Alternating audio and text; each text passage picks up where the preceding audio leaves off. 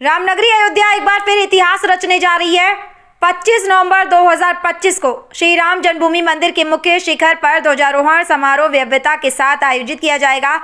आज इस ऐतिहासिक क्षण का साक्षी बनेगा अयोध्या, जहां प्रधानमंत्री नरेंद्र मोदी स्वयं राम मंदिर के 161 फीट ऊंचे शिखर पर 22 फुट लंबी 11 फीट चौड़ी केसरिया ध्वज का ध्वजारोहण करेंगे।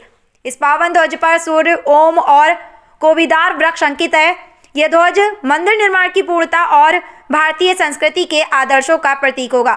समारोह का शुभ मुहूर्त दोपहर 12 बजे से 12:30 के बीच निर्धारित है, जिसमें आरएसएस प्रमुख मोहन भागवत, मुख्यमंत्री योगी आदित्यनाथ, राज्यपाल आनंदीबेन पटेल समेत 8000 विशेष अतिथि उपस्थित रहेंगे।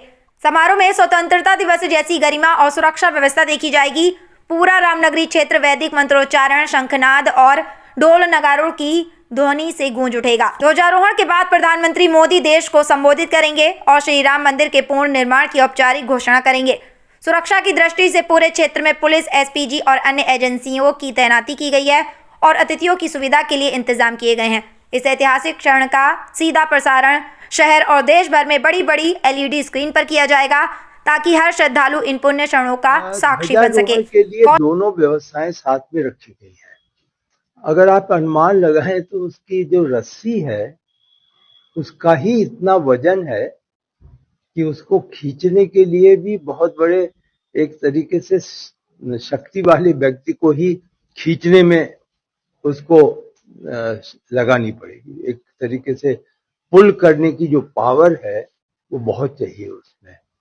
तो ऐसा किया गया है कि जो मशीन से जोड़ा गया है रस्सी को, तो उसको एक पुली व्यवस्था के अंतर्गत जो चक्र है एक प्रकार से, उससे उसको ऊपर की पुली से जोड़ा गया है। कल भी सबसे बड़ी चुनौती ये थी कि जिस दूरी से वो ऊपर चलने लगता है, तो लगभग 2 मिनट के आरोहण के बाद पोल जो है उसको सीधा होना पड़ता है, जिससे कि सीधे जाकर के ऊपर जाकर के वो सॉकेट में फिक्स हो जाए। उस समय ही सबसे बड़ी चुनौती है कि जब वो एक हॉरिजॉन्टल पोजीशन से वर्टिकल पोजीशन पे जाने लगे और स्ट्रेट हो जाए, तो वहां पे तो ये सारी व्यवस्था रोप है, उसको पुल करने के लिए मशीन लगाई गई है। अभी आप में से किसी सज्जन ने यह कहा कि इलेक्ट्रिक बटन की भी व्यवस्था होगी, तो रखा तो गया है विकल्प, लेकिन इंश्योर करने के लिए कि किसी प्रकार की कोई असफलता ना हो, अभी रोप दो तरफ से बैलेंस करके और उसको पुल करने के लिए मशीनरी, तो एक तरीके से मैकेनिकल व्यवस्था अपनाई गई है।